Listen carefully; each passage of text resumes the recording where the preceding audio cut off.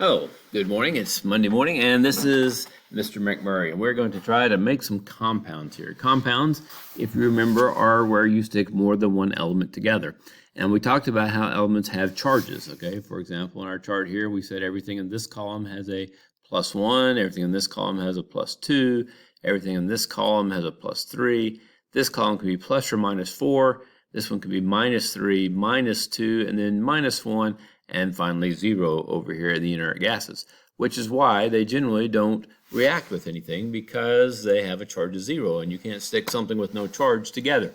In order to stick chemicals together to make compounds, they need to be neutral or no charge, and so in order to do that, you need to have a positive charge and stick it with a negative charge. So for example, if you stick something with a +2 charge with something with a -2 charge, then they're going to make a neutral compound. Okay, if you have something with a 1 + 1 charge, stick it with something with a -1 charge, they're going to make a compound. Okay, and that's good. That's what we want to have happen. All right, but how can we stick things? What if we stick something with a +2 charge with a -1? That's not neutral. How are we going to fix that? All right, well, that's what we're going to talk about today.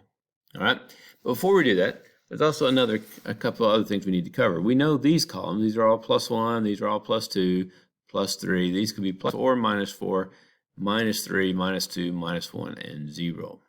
Okay, that's all reasonable, all right, and that would all work. Okay, however, it is possible for atoms to join together and make an ion. In other words, instead of making a compound where they come out evenly, they end up still having a charge, even though there's more than one atom stuck together. Okay, and these are called polyatomic ions. All right, atom or atomic just means that it's made out of atoms. Okay, poly means there's more than one, so there's more than one atom stuck together, and ions just means they have a charge. Okay, and these are the main ones that we're going to look at. Okay, there are some others, but these are the main ones that we're going to talk about. All right, so let's say, for example, say we take this sulfur one. All right, well, sulfur normally would have 6 electrons on its outside layer, and so it would gain 2 more to get 8. If you remember, we looked at these, we said, oh, they have 6 on the outside layer, it would be easier, the lazy atom rule, to gain 2 or to lose 6. And normally we said, oh, they would lose 2, which would make them gain 2, which makes them have a -2 charge. Gain 2 negative electrons, that would give them a -2 charge. However, sometimes atoms, maybe not like us, decide not to do the lazy thing. It is possible that it could lose all 6 electrons, in which case it would have a +6 charge. It doesn't happen very often, but it could. And the same thing here for the they have 5 electrons in the outside layer. They usually gain 3 rather than get rid of all 5, but occasionally they could gain all 5. Okay, now we know the 4s, we said, since they could lose 4 or gain 4, they can go either way all the time. Okay, these usually are going to go negative, but occasionally will go positive. All right, now these, the halogens, the salt formers, they have 7 electrons. They're almost always going to gain 1 electron. They're almost never going to do this ever at all. So you don't notice any fluorates and chlorates and bromates and iodates. There are such things, and they can exist, but we're not going to deal with any of them. Okay, so for us, it's just going to be these. All right, so if we have this sulfur atom, and it has a +6 charge because it says, hey, I'm going to get rid of all 6 of my electrons. And technically what it's going to do, it's going to share them with some oxygen atoms. Okay, 4 oxygen atoms to be exact. All right, 4 oxygen atoms. Now, each oxygen atom has a charge of -2. So that gives us a total charge of -8. So when we stick these together, and they share electrons between them, we have +6, -8, so the total SO4 polyatomic ion has a charge of -2. Okay, so this would be a sulfur with an oxygen attached. and an oxygen attached, and an oxygen attached, and an oxygen attached. All right, so it's a group. It goes together. It's a package deal. All right, and that whole package has a charge of -2. All right, and that's basically how polyatomic ions work. Now, the good news is, all you got to know is that this stuff together has a -2 charge. Okay, and you see the word sulfate, you know it's SO4, and it has a -2 charge. All right, but that's just kind of explaining a little bit how it happens. Maybe a little mansplaining. Anyhow, all right. The other thing is, what about all these metals in here? We said that they all have a positive charge, but they don't always have the same positive charge. So, for example, nickel could have a +1 charge or a +2 charge, or maybe even a +3 charge. So when we write it, we have to tell people what kind of charge it's going to have. And we do that by writing nickel, and then in parentheses, we put a Roman numeral. All right. Roman numerals are 1, which is an I, 2, which is 2 I's, 3, which is 4 I's, or IV, which is 4. So 1, 2, 3, 4. Uno, dos, cuatro, tres. Yeah, my counting skills have gone down. Uno, dos, tres, cuatro. All right. Well, in this case, nickel has a 2 charge, so it'd be nickel with the Roman numeral 2 in parentheses. That would tell us that this nickel has a +2 charge. All right. Now let's go and see if we can name some things over here on the other page. All right, let's start with the first one. First thing we're going to have to do is come up with the symbols.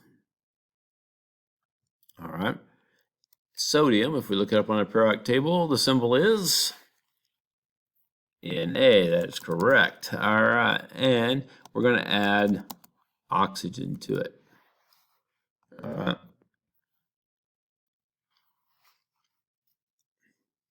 Now, if we look back on our chart over here,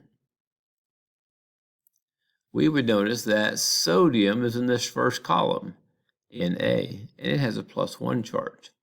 Oxygen is in this column, so it's probably going to have a -2 charge.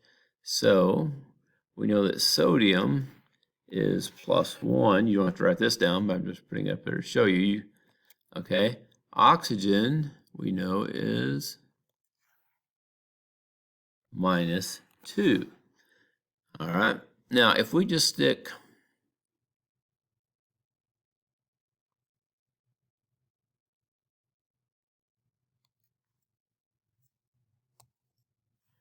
one sodium atom and one oxygen atom together, it's going to be a +1 charge and a -2 charge.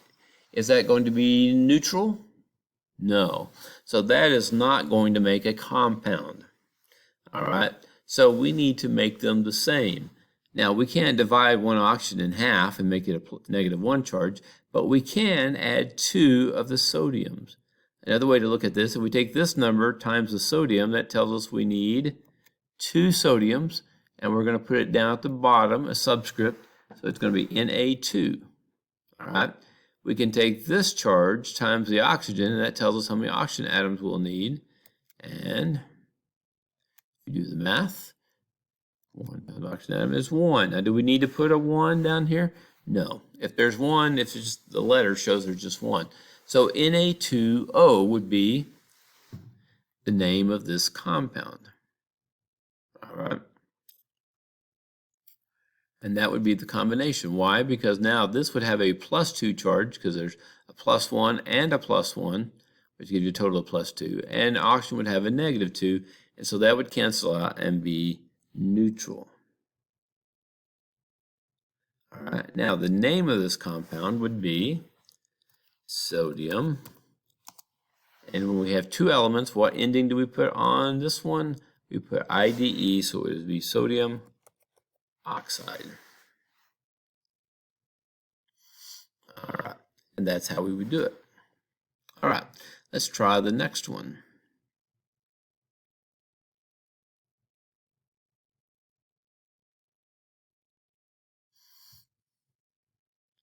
All right, on the next one, you would do aluminum and fluorine.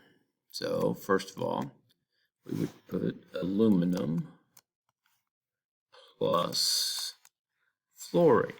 Okay, but the question is, what charges do aluminum and fluorine have? So first of all, we have to find aluminum, and aluminum is right there. So it's a metal, so it's going to have a +3 charge.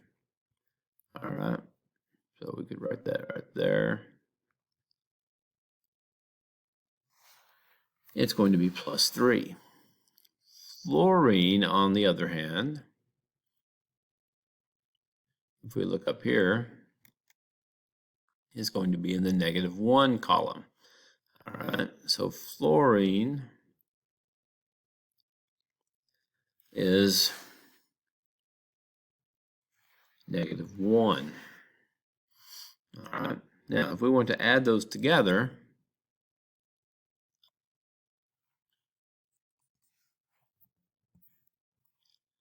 all right, we're going to end up with Al, capital F. Okay, but the question is, how many do we need? Well, this one's +3. Well, the easiest way to make -3 would be to have how many fluorines? We multiply this number times fluorine, and so we need 3 fluorines, which would give us a -3 charge. And we have 1 aluminum, which is a +3, -3, and +3 makes our compound. Now, last step. What would our compound be called? Well, we always put the name of the first one, so aluminum or aluminium, it can be either way. And fluorine is by itself. There's no oxygen stuck on it, just like our oxygen was by itself. So we're going to put IDE on the end of it, and that would make it fluoride. Oops, left out an R there. Okay, and so it would be aluminum fluoride. Okay, so what I'd like for you to do is to do numbers 3,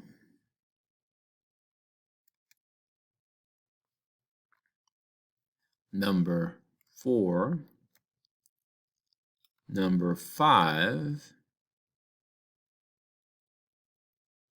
and number 6, 7. Oh no, excuse me. I'm sorry. I didn't want you to do that one. Not number 7. Sorry, don't do that one yet. All right, number 6, and that'll be it. Okay. So if you will do through number 6, all right, and then we'll work on the rest of them tomorrow. All right. And so that'll be it for today. All right. When you do that, you can hit the submit button, which you'll have a submit button up here.